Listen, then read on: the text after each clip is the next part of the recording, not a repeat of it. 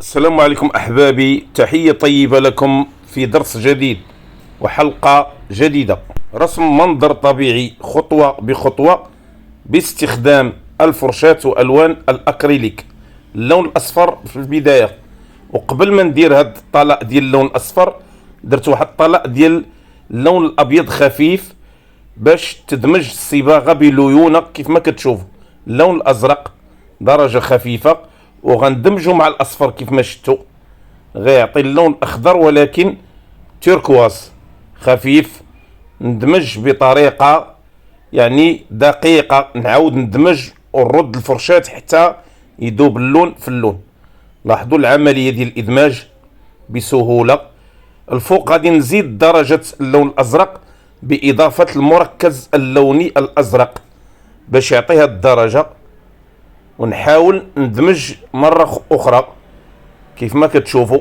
ولا لاحظتم ملي كندير طبقة ديال الصباغة في الأول كتمشي الليونة في الإدماج. لاحظوا نزيد طبقة أخرى ديال المركز اللوني الأزرق، ونحاول ندير لتحت بحيرة باللون الأسود والبنفسجي والأزرق والأبيض. وشوفوا المساحة اللي غنوزع فيها اللون هنا، الجهة اللي غتكون فيها البحيرة بالضبط، وحتى درجة اللون لاحظوها مخالفة على درجة اللون الفوق. نضيف على نفس الطبقة شيء من البنفسجي، لاحظوا بنفسجي خفيف نضيفه، ونحاول نضيف الأزرق كذلك لتحت. ولاحظوا التغير اللوني، كل ما ضفت واحد الطبقة من اللون ضروري ندير تنوع هنا باش نبين من البداية الانعكاسات اللونية اللي غتكون في البحيرة. ولاحظوا راني خليت واحد المساحة فارغة باللون الأبيض لأنني غندير فيها الروفلي والانعكاس ديال الضوء. ثم نضيف طبقة من اللون البرتقالي خفيف في لون السماء تحت في خط الأفق اللي غيكون فيه الجبل، ونحاول نضيف اللون الأبيض مرة أخرى باش ندير إضاءة على هذا المستوى في هذه المساحة، لأن لتحت غيكون انعكاس يعني الشمس مع التقاء خط الافق. لتحت كذلك هذيك المساحه اللي خليت فارغه غنضيف لها اللون الابيض باش ناكد ديك السطعه الضوئيه اللي كاينه تما، اللي غتبقى في هذه المساحه من المنظر ضرب فيها الانعكاس الضوئي واشعه الشمس. نحاول ناكد اللون، كل ما كررت اللون كل ما كنأكد اللون ويبان قوي. بفرشاة المروحة غنرسم جبل. اللون اللي كنستعمل هنا البنفسجي والازرق والاسود والابيض. ولاحظوا طبقة اللون مختلفة على اللون اللي في البحيرة، رغم ان التركيبة هي كنضيف دائما اللون بقوة. تركيبة كنديرها كيف ما هي، ولكن مع اضافة لون تتغير طبقة اللون. هذه المسألة حاولوا تعرفوها. شوفوا التركيبة وشوفوا اللون. نحاول اللون بفرشاة المروحة، غنضيف اللون الأسود لتحت على نفس التركيبة وغتغير طبقة اللون. لاحظوا هنا كنحاول نلعب بالتركيبة ديالي اللي كندير في الأول، 4 الألوان، نبدل غير لون نضيفه بقوة أو ننقص لون باش نحاول نغير الطبقة. لاحظوا الجبل اللي غيكون موازي الجبل الأول لتحت، ثم غادي نخفف اللون بإضافة الأبيض على الجهة اليمنى. وهذا التخفيف بدوره درتو لأن هذه الجهة كلها غادي تكون معرضة للثلوج، لذلك كنخفف الجهة اللي كتكون فيها مثلا ألوان مضيئة. وحاولوا تشوفوا درجة اللون كأنني غيرت شيئا ما من اللون. وهذه المسألة دائما كنديرها لأن اللون يظهر لي أحيانا بأنه غير مناسب، لذلك كنغيره في نفس الوقت. وهذه فرصة باش أحبابي دائما ما يخافوش من هذه المسألة ديال اللون. مني كيديروا طلاء ديال اللون يحاولوا يديروا لون آخر فوقه، ماشي مشكل، بالعكس هذا تدريب في نفس الوقت على إتقان درجة الألوان. الجهة اليمنى غندير جبل آخر نفس التركيبة ديال الألوان، إلا أنني على هذه الجهة اليمنى ضفت الأزرق بقوة. حاولوا تلاحظوا الفرق ما بين الألوان في الجبل الأول والجبل الموازي والجبل اللي على الجهة اليمنى، نفس التركيبة، ولكن لاحظوا درجة اللون مغايرة في كل يعني عنصر. غنضيف الابيض باش نخفف هاد الجهه لان غتكون فيها لسعه ضوئيه تحت الجبل، وندير البنفسجي كذلك. وحاولوا تلاحظوا معايا بان هاد العمليات كلها كنديرها بفرشاة المروحه. على الجهه اليسرى كذلك غنبدا السلسله ديال الجبال اللي على الجهه اليسرى غتكون في الخلفيه، وكذلك ضفت اللون الابيض هنا. لاحظوا خففت اللون مره اخرى. غنطلع بالجبل اللي غيكون على الجهه اليسرى وغيكون كخلفيه. شوفوا درجه اللون ديالو كذلك بنفسجي وازرق واسود وابيض. الابيض غنديرو في نقطه تقاطع الجبال الاولى والثانيه، نضيف الابيض لتحت مع شيء من البنفسجي باش نخفف اللون ديال الجبل، ونحاول نصلح حتى ابعاد الجبل. لاحظوا غنضيف العلو ديالو، غادي نعطيه حجم في العلو لانني بان لي بان الجبل كيف ما كيقولوا مقموع، ما عندوش يعني مستوى في هاد الجهه، خاصو يكون عالي وموازي للجبال الاخرى. وهذه فرصه مره اخرى باش دائما انا خدام وكنصلح في الاخطاء اللي كندير. لاحظوا نحاول نضيف حتى العلو بالنسبه للجهه اليمنى للجبل، غنضيف ليه واحد المستوى ديال العلو باش يبان التوازي في المنظر. بالتالي كنحظى بواحد الابعاد معقوله. غنمشي باللون الابيض باش نوزع ثلوج على الجهه اليمنى بالنسبه للجبل. شوفوا الطريقه ديال توزيع هاد الثلوج باللون الابيض. شوفوا كيفاش كنحط الفرشاة المروحه اللي كتساعدني بشكل كبير في مثل هذه الضربات لانها دقيقه بحال المسطره في توجيه اللون. لاحظوا كندير بها خطوط رائعه متقاطعه ومتوازيه في نفس الوقت. ولاحظوا المستوى اللي كنوزع فيه اللون الابيض. غنمشي للجبل الثاني باش نوزع اللون الوردي. اللون الوردي دمجت فيه الاحمر والابيض وشيء من البنفسجي. شوفوا درجه اللون، نفس الطريقه اللي درت في الجبل الاول غنديرها في الجبل الثاني بخطوط متوازيه ومتقاطعه في نفس الوقت على الجهه اليمنى. انعكاس ضوئي كيضرب على الجبال في الجهه اليمنى بالتحديد، والجهه اليسرى كتبقى فارغه حتى ندير فيها انعكاس اخر، وغادي نشوفوا كيفاش غنتعامل مع هذه النقطه. لاحظوا الطريقه ديال توزيع هاد الاضاءه وهاد التفاصيل على الجهه اليمنى بالنسبه للجبال. مني وزعت الى لاحظتوا اللون الان بان الفرق ما بين اللون اللي في خلفيه الجبل واللون اللي في الجبل الثاني لتحت. كاين فرق بيناتهم لان اللون ديال الاضاءه دخل عليهم غير الدرجه وبين بين درجه الالوان. غندخل باللون الابيض في الجهه اللي فيها اللون الوردي باش نبين انعكاسات ضوئيه وفي نفس الوقت ثلوج بنفس الفرشاة، يعني فرشاة المروحه. شوفوا التفاصيل. الجهه اليسرى غندير بنفسجي وابيض واسود. لاحظوا غنوزعو بطريقه خفيفه باش ندير واحد الانعكاس ضوئي تما وضباب غيكون في الجبل، ونضيفو كذلك في الجبل الثاني لتحت. راه نفس العائله دائما الالوان كنخدم بها هي الا انني العب بالطبقه ديال اللون باضافه لون ونقصان لون وهكذا. لتحت بالنسبه للجبل اللي على الجهه اليمنى نفس الدرجه ديال اللون. غندير واحد المستوى ديال الضباب هنا، واحد المساحه. ولاحظوا فرشاة المروحه كيفاش كتساعدني. غنضيف الابيض على الجهه اليسرى باش ندير واحد الاضاءه، ثم نحدد اللون لتحت بهاد الضبابيه، وندير كذلك رؤوس ديال الجبال غتكون في الخلفيه بين فيها واحد الجزء فقط، وندير لها ثلوج باش تبان كانها جبال على الخلفيه في هاد المنظر. نحاول دائما اكد اللون الابيض بضربات خفيفه في الجبال باش ننهي هاد المرحله ونبدا مرحله ثانيه. غنخفف طبقات اللون اللي درت في الضباب باضافه الابيض. ولاحظوا كيفاش تغير اللون. لاحظوا كيفاش غينسجم مع الطبقة الأولى، لأن التدرج اللوني كيلعب دور في تغيير حركة كل لون في هذا المنظر أو في المناظر بصفة عامة.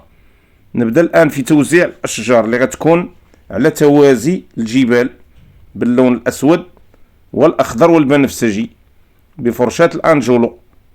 على الجهة اليمنى كنبدأ، لاحظوا الضربات ديال الفرشاة وكيفاش كنحاول ندير الموتيف من الفوق باش نحدد يعني اشكال الاشجار اللي غتكون موازيه لهاد الجبال.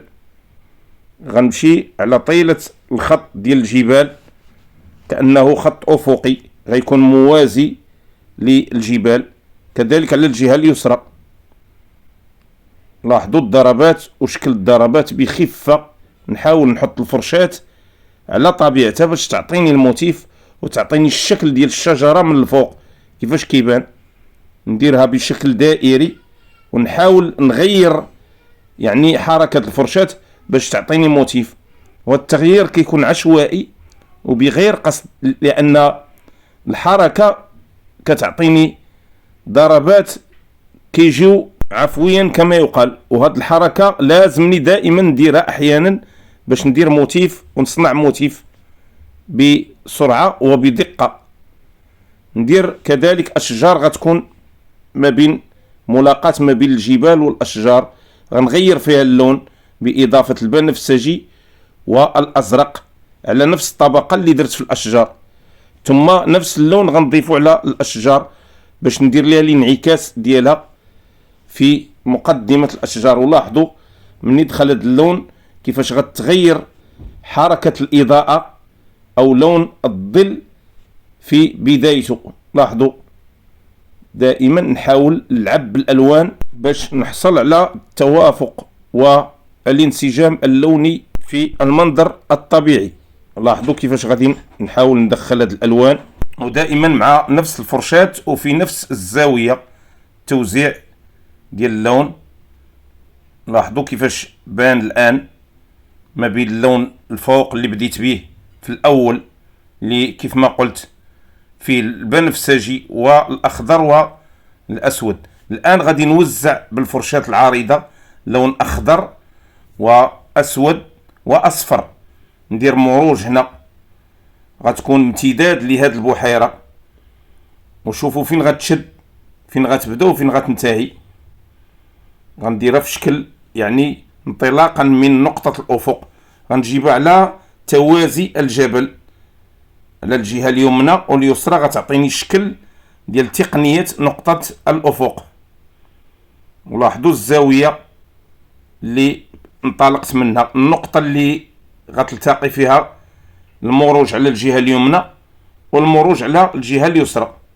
وغنبدل اللون بإضافة الأسود أحيانا وبإضافة الأخضر أحيانا باش ما يبانش لون واحد.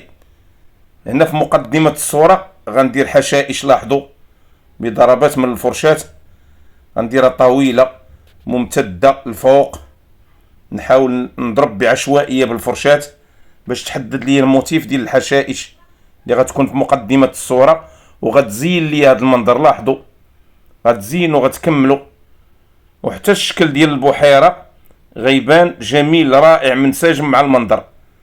غنجيب اللون الأخضر باش نبدا في الإضاءة في المروج على نقطة التقاء الأشجار مع المروج، ندير إضاءة باللون الأخضر ومن بعد غادي نوزع ألوان أخرى. شوفوا المساحة اللي غيشد هذا اللون، وأي درجة ديال اللون الأخضر ممكن تستعملها بشرط، نعاود نأكد هذه المسألة، بشرط ينسجم اللون الأخضر مع المنظر، ما يكونش لون فاقع فوق القانون حتى يعني يخرج ليا على نطاق هاد الالوان اللي كاينه في المنظر. لاحظوا اللون الاخضر ودقه الاختيار ديالو كيناسب تماما الالوان اللي درت في الاول، وكيبين حتى طريقه الانعكاس، دقه الانعكاس ديال الالوان اللي في المنظر. نحاول ناكد اللون ثم نضيف اللون الاصفر على نفس الطبقه ديال الاخضر ونعطي اضاءه في الاشجار. شوفوا الزاوية اللي غنعطي فيها الإضاءة للأشجار دائما على الجهة اليمنى، لأن الاعتبار بدا في الأول من الجبال، بدات الإضاءة من الجبال. لاحظوا الجبال كانت الإضاءة على الجهة اليمنى، لذلك غنمشي على نفس الطريقة وعلى نفس القانون. غادي نحاول نضيف اللون الأصفر والأبيض ونعطي درجة أخرى للإضاءة للأشجار. وراني ما كنقويش يعني الضربات، ضربات خفيفة كندوز عليها بخطفة باش تعطيني هاد الموتيف اللي كتشوفوا فيه وهاد الشكل اللي كتشوفوا فيه الرائع. ضربات سهلة. نوزع كذلك على الجهة اليمنى نفس الطبقة ونحدد تفاصيل ديال الإضاءة. الآن بنفس الطبقة ديال اللون أي الأصفر والأخضر، لاحظوا درجة اللون فستقي. نبدأ نوزع في هذا المروج، ندخلها في اللون الأخضر ونعطيها مساحة، وشوفوا كيفاش غترجم ليا هاد الألوان، غتعطي دفعة أخرى وجمالية للمنظر. فرشاة الأنجلو متصرف فيها، يعني حاولت نزيد عليها تحسينات باش تولي في هذا الشكل وتعطيني هاد الخدمة وهاد العمل. نحاول دائما نوزع هاد اللون الفستقي اللي شبيه بطبقة أو درجة اللون الأصفر. إلا لاحظتوا راه اللون منسجم حتى مع اللون الأخضر، لذلك استعملته لأنني حلت الطبقة لقيتها يعني كتواكب نفس اللون الأخضر، وحاولت نديرها. حتى نتوما ديروا هاد العملية، حاولوا دائما تشوفوا الألوان ودرجة انسجامها مع بعضها البعض في المنظر الطبيعي. في نقطة توازي الأشجار مع المروج غادي نضيف اللون الأصفر والأبيض باش نحدد بعض المروج البعيدة، إضاءات بعيدة، ونكمل توزيع ديال هاد اللون بالفرشاة باش نبين المروج. وشوفوا الموتيف ديال المروج. إلا لاحظتوا هاد الفرشاة هي اللي ممكن تعطيني مثل هاد الضربات وتبان حتى الحشائش في شكلها الطبيعي كأنها حشائش واقعية. لاحظوا ضربات على الجهة اليمنى جانب التقاء البحيرة مع المروج. خاصني نخلي مساحة للون الظل باش تبان الانعكاسات الضوئية بشكل يعني يبين لي تفاصيل المروج. لاحظوا كذلك هنا على الجهة اليمنى نخلي واحد المساحة ديال لون الظل باش تبان الإضاءة ويبان الظل. ونمشي على طيل شريط هاد البحيرة في الجوانب. الجهة اليمنى من هاد الجهة بقات باللون الأخضر، وغادي نحاول نضيف لها طبقة ديال اللون الأخضر. نبدأ على الجهة اليسرى هي الأول، وشوفوا هاد العملية كذلك غتغير ليا من طبقة اللون الأول، بالتالي غيبان اللون الأخضر منسجم مع اللون الفستقي اللي درتو في الثاني.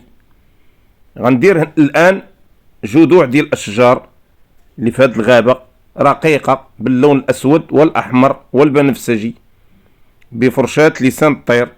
لاحظوا ندير خطوط عمودية رقيقة متقاربة ومتباعدة باش تبان الغابة وتبان أشجار كثيفة كيف ما كتشوفوا. على الجهة اليمنى كذلك غندير خطوط رقيقة وخطوط غليظة متقاربة ومتباعدة باش نبين حجم الجذوع، دليل على كثرة الأشجار. بعملية بسيطة كنحاول نحدد الشكل ديال المنظر اللي كنبني. الآن غندير واحد الجذع كبير ديال الشجرة اللي غتكون في مقدمة الصورة باللون الأسود والبنفسجي والأحمر. دائما كنحاول هاد اللون ندعم فيه الأسود ونضيف الألوان الأخرى اللي كاينة في المنظر باش يبان الانعكاس وما يبانش اللون الأسود لوحده، لأن اللون الأسود كما يقال يقتل اللوحة. اللون الأسود لوحده، أما إلا استعملت مع ألوان أخرى وكان بدوره طاغي على الألوان راه كيعطي واحد البعد يعني ضوئي رائع وانعكاس ضوئي رائع في المناظر الطبيعية. ندير الجذوع الرقيقة من الجوانب بفرشاة لسان الطير مرة أخرى، ولاحظوا الجذوع مترابطة ومتشابكة قليلة باعتبار هاد الشجرة فيها هاد النوع ديال الجذوع، ثم الأوراق باللون الأسود والأخضر. وبفرشاة الأنجولو مرة أخرى. شوفوا الشكل ديال الأوراق غيمشي على شكل نصف دائرة ومتوازي. ندير تحتها كذلك أوراق أخرى، نبدل الطبقة مرة بإضافة اللون الأسود باش نبين الانعكاسات الضوئية، ما نمشيش على نفس اللون. وهذا قانون ديال توزيع الألوان في المناظر الطبيعية، لأن الإضاءة أو الانعكاس الضوئي كيبدا انطلاقا من توزيع ألوان الظل. هذه المسألة حاولوا تفهموها حتى هي، لأن مني كنبدا بهذه العملية كتسهل عليا عملية توزيع الضوء، كتجيني سهلة وبسيطة، بحيث كنلتمس الجهات اللي فيهم الإضاءة والجهات اللي فيهم الظل. لاحظوا الآن أوراق الأشجار لتحت غادي ندير لون أسود وأخضر مرة أخرى باش يبان عمق هنا في هذا المروج. ولاحظوا كيفاش الآن المنظر غيبدا يوضح ويبان، لأن هذه الجهة غتكون معرضة للظل أكثر باعتبار أنها هي مقدمة الصورة. ودائما حاولوا تقسموا المناظر الطبيعية من منطق زاوية الرؤية، لأن هذه المسألة غتعاونكم في تحديد دقة الألوان وقوة الألوان. وكل ما قربنا من الصورة كل ما كيكون اللون قوي. غنعطي الإضاءة لأوراق الأشجار أو الشجرة باللون الأصفر، اللون اللي وزعته في المروج كيف ما شفتوا، لون أخضر وأصفر. لاحظوا راه قويت الأصفر هنا، نوزع على الجهة اليمنى الفوق باش تبقى الجهة اليسرى معرضة للظل. دائما نمشي على نفس القاعدة اللي بديت بها، ونحاول نخفف اللون بإضافة الأبيض باش يبان كأنه أصفر وفيه نفحة من الأخضر. نزيد البرتقالي هنا بإضافات خفيفة على الجهة اليمنى، دائما بضربات خفيفة، نوزع توزيعات خفيفة خاطفة باش ننهي هذه المرحلة. ثم نبدأ مرحلة أخرى، غنعطي إضاءة باللون الأبيض والأزرق والبنفسجي للجذوع ديال الشجرة على الجهة اليمنى بخطوط خفيفة. كذلك بعض اللسعات الضوئية لتحت غتبين شي أحجار، الجذوع الفوق بفرشاة الأنجولو ضربات خفيفة وخاطفة. ثم نبدأ في توزيع الزهور في هذا المروج اللي في المقدمة باللون الأحمر والأصفر، كأنه برتقالي ولكن يميل إلى الأحمر. كيف ما شفتوا قويت فيه اللون الأحمر. غنوزعو على هذا المروج اللي في المقدمة، نحاول نعطيه شكل مختلف، يعني ما نكدسوش في زاوية واحدة، نحاول نعطيه مساحة هنا كذلك باش نوزعو يبان. ولاحظوا هذا اللون كذلك غنضيف اللون الأصفر أوكر اللي بدورو دمجت معاه الأحمر، بان مختلف تماما. وبإمكاني نضيف زهور بيضاء أو صفراء، ولكن كنكتفي بهذا اللون، بان ليا مناسب وجميل ورائع. لاحظوا كذلك على الجهة اليمنى نفس الدرجة وبنفس الضربات، نحاول نمشي للزاوية اللي فيها المروج أكثر، ونوزع كذلك اللون أصفر أوكر. نبدأ في توزيع الظل والانعكاس ديال المروج في هذه البحيرة بإضافة اللون الأزرق والأسود والبنفسجي، كذلك بفرشاة الأنجولو. نحاول نحدد المساحات ديال المروج في الأماكن ديالها، ونحترم المساحة ديال التوزيع ديال الظل والانعكاس بحيث ما ندخلش بها في البحيرة بشكل كبير باش تعطيني المساحة ديال الانعكاس فقط. لاحظوا نمشي مرحلة بمرحلة. هنا في مقدمة الصورة غنقوي اللون بإضافة الأسود والبنفسجي، ونقدر نضيف حتى الأزرق بقوة.